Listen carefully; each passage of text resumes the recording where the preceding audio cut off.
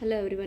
आज हम class 10th का चैप्टर नंबर 13 आर एनवायरनमेंट उसके क्वेश्चंस देख रहे हैं। इंटेक्स क्वेश्चंस हैं। अगर आपको मेरा वीडियो पसंद आता है तो please like share and subscribe. Okay, तो क्वेश्चन हमारे पास में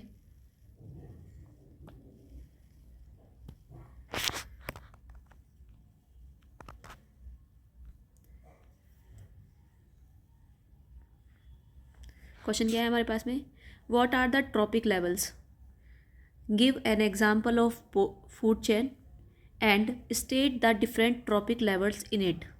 ठीक है, तो कि हमको क्या बताना है कि ट्रॉपिक लेवल्स क्या होते हैं, हमको वो एक फूड चेन का एग्जाम्पल देना है और उसमें फूड चेन का एग्जाम्पल देते हुए उसमें ट्रॉपिक लेवल्स बताने हैं। ठीक है, इंटेक्स क्वेश्चन आप ढंग से कीजिएगा, इसमें से क्वेश्चन मेन एग्जाम में बन जाएंगे। देखिए, in food chain the transfer of food और energy takes place at various levels.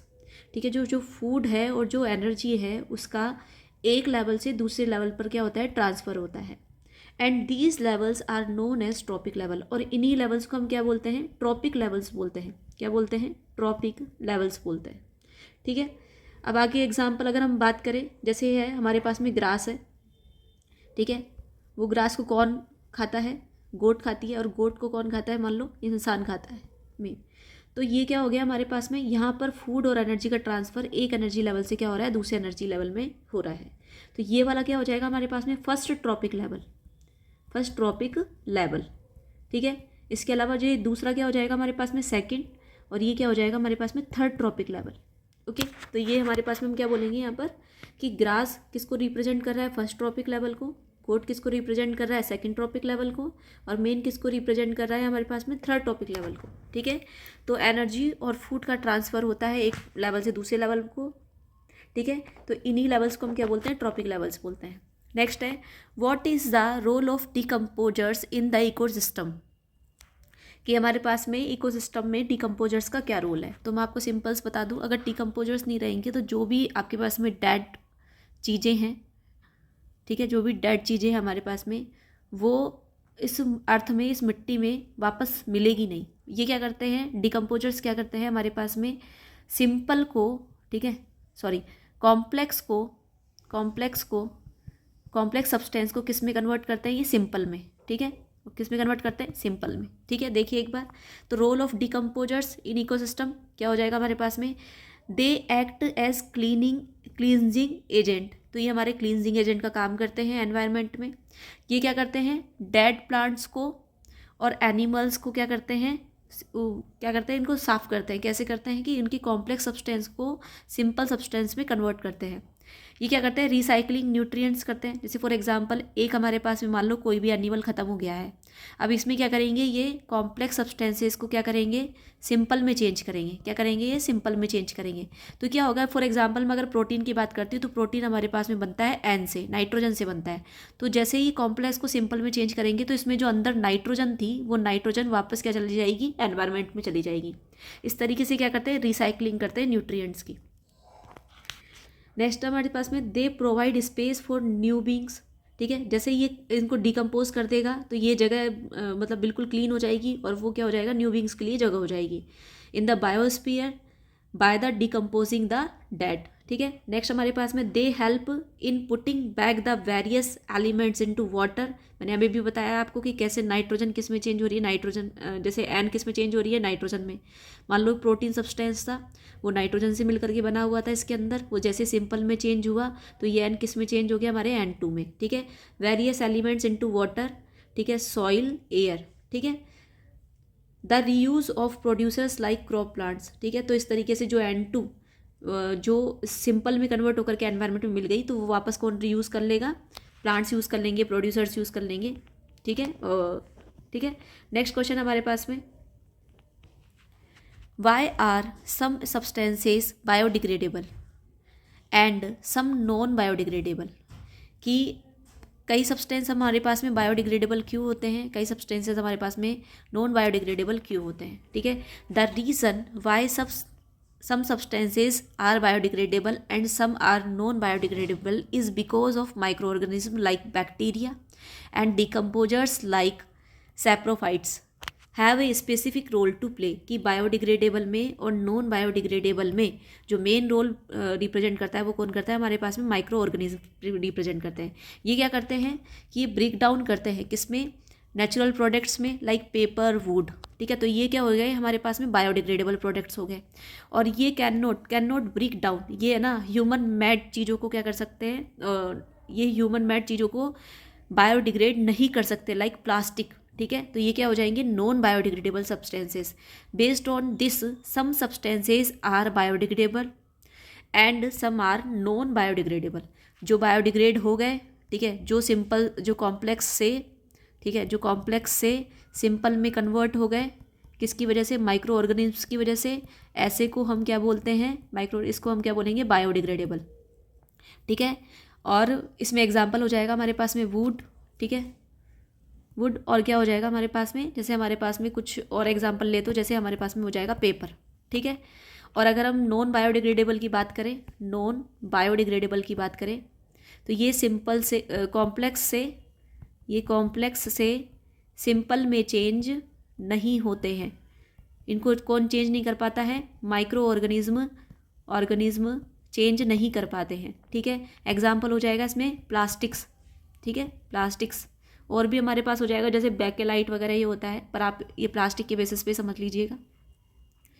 Next हमारे पास में give any two ways in which biodegradable substances would affect the environment, कि आप दो वेज बताइए जिसकी वजह से बायोडिग्रेडेबल सब्सटेंस है वो हमारे एनवायरनमेंट को अफेक्ट करता है, ठीक है। देखो कुछ फॉलोइंग वेज है, क्या, दे कीप कौन है ये, बायोडिग्रेडेबल सब्सटेंसेज, ये क्या करते हैं, ये हमारे एनवायरनमेंट को क्या करते हैं, क्लीन रखते हैं। कैसे करते हैं, क्योंकि ईजिली डिकम्पोज हो जाते हैं, ईजिली डिकम्पोज हो जाएंगे तो इनके अंदर के जो न्यूट्रिएंट्स है वो वापस एनवायरनमेंट में मिल जाएंगे और वो दूसरे प्रोड्यूसर्स या जो हमारे पास में ट्रॉपिक लेवल्स के जो भी एलिमेंट्स है या एनिमल्स है वो यूज़ कर लेंगे। They easily go through the geochemical cycle with the help of decomposers, और वो उनके अंदर प्रेजेंट जो भी हमारे पास में मतलब इम्पोर्टेंट चीज़ें हैं, जैसे फॉर एग्जांपल N2 हो गई, O2 हो गई, H2 हो गया, वो वापस डिकम्पोजर्स की हेल्प से कहाँ चले जाएंगे, एनवायरनमेंट में चले जाएंगे। नेक्स्ट हमारे पास में give any two ways in which non biodegradable substances would affect the environment. अब देखो ये कैसे अफेक्ट करते हैं, देखो इनकी वजह से एयर, सॉइल और वाटर पॉल्यूशन हो जाता है। फॉर एग्जांपल प्लास्टिक बैग की अगर मैं बात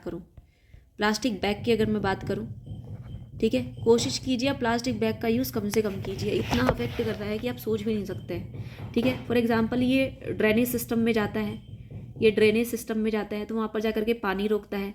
पानी अगर रोकेगा तो उसकी वजह से क्या होंगे, वहाँ पे बहुत सारे बैक्टीरिया, मच्छर वगैरह, ये मॉस्किटोज़ वगैरह पनपेंगे, जिसकी वजह से क्या होता है, बहुत सारी बीमारियाँ हो सकती हैं। जैसे सॉइल में है तो सॉइल में क्या करेंगे, धीरे धीरे क्या करेंगे, केमिकल्स प्रोड्यूस करेंगे वहाँ पर जा करके।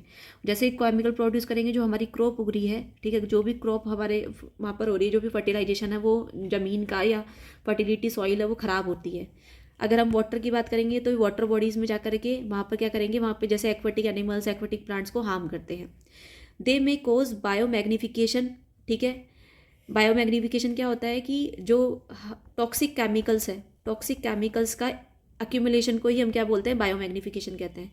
In the food chain resulting in the end of humans, ठीक है। तो आपको पता है, आपने बायो एक्यूमुलेशन पढ़ा है कि जैसे मान लो एक एलिमेंट, मतलब एक एनिमल एक ट्रॉपिक लेवल में मान लो टॉक्सिक केमिकल्स का क्या हो गया, एक्यूमुलेशन हो गया, फिर वो दूसरे, इसको कौन खाता है, दूसरे वाले खाते हैं, उनमें और भी ज़्यादा होगा, लास्ट में कौन आता है, ह्यूमंस आते हैं। तो सबसे ज़्यादा जो इफेक्ट है किस पे पड़ रहा है, ह्यूमंस पे पड़ रहा है, ठीक है। नेक्स्ट हमारे पास में what is ozone and how does it effect the ecosystem. Ozone क्या होता है, ओजोन की अगर हम बात करें तो इसको हम O3 से रिप्रेजेंट करते हैं, ये आप बताइएगा, ठीक है। और ये हमारे है ना, ये क्या करती है, जो हार्मफुल यूवी रेज होती है उससे हमको क्या करती है, बचाती है। वैसे तो ये टॉक्सिक होती है, बट ये कब टॉक्सिक नहीं होगी, जब ये हमारी अर्थ है और यहाँ पर ये अपनी एक लेयर बना के रखती है जो सन से आने वाली हार्मफुल यूवी रेज को क्या करती है, उससे हमको बचाती है। Ozone is a molecule formed by 3 atoms of oxygen, ठीक है, is known as an isotope of oxygen. इसे हम क्या बोलते हैं? आइसोटोप ऑफ ऑक्सीजन बोलते हैं। इसका मेन फंक्शन क्या है हमारे पास में? मेन फंक्शन क्या है? ओजोन लेयर बनाना है, ठीक है, जो क्या करती है? हमको प्रोटेक्शन प्रोवाइड कराती है अर्थ सरफेस पर। कहाँ से? हार्मफुल यूवी रेज से हमको क्या करती है? प्रोटेक्शन प्रोवाइड कराती है, जो सन से आती है, ठीक है। अब ये क्या होती है? हमारी रेज बहुत हार्मफुल होती है, इनकी वजह से क्या होता है? स्किन कैंसर वगैरह ये हो सकता है। और यूवी रेज की वजह से ही जो हम क्या बोलेंगे, जैसे ग्लोबल वार्मिंग, ठीक है, ग्लोबल वार्मिंग और जो भी हमारे जो वेदर, मतलब जो वेदर में चेंजेस आ रहे हैं वो होते हैं, ठीक है। नेक्स्ट है, how can you help in reducing the problem of waste disposal? Give any 2 methods. देखो, सबसे पहले तो हम पढ़ते हैं 3R के बारे में। 3R क्या है? क्या क्या है हमारे पास में?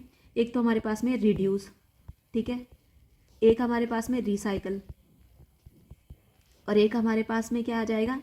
रीयूज़, ठीक है। देखो, रिड्यूस, जैसे मैं प्लास्टिक बैग का एक एग्जांपल लेती हूँ, मैं प्लास्टिक बैग का एक एग्जांपल ले रही हूँ, ठीक है। फॉर एग्जांपल, मैं प्लास्टिक बैग के यूज़ को कम कर दूँ। जैसे मैं मान लो पहले 10 पॉली बैग्स को यूज़ कर रही थी, ठीक है, मैं 10 पॉली बैग्स को यूज़ कर रही थी, अब मैं मान लो 5 कर रही हूँ, तो 5 कहीं ना कहीं हमारे एनवायरनमेंट को कम ख़त्म करेंगे। रिसाइकल, रिसाइकल क्या कि मान लो ये 5 पॉली बैग्स ख़राब हो गए हैं, तो मैं इनको वापस रिसाइकलिंग में डाल दूँगी।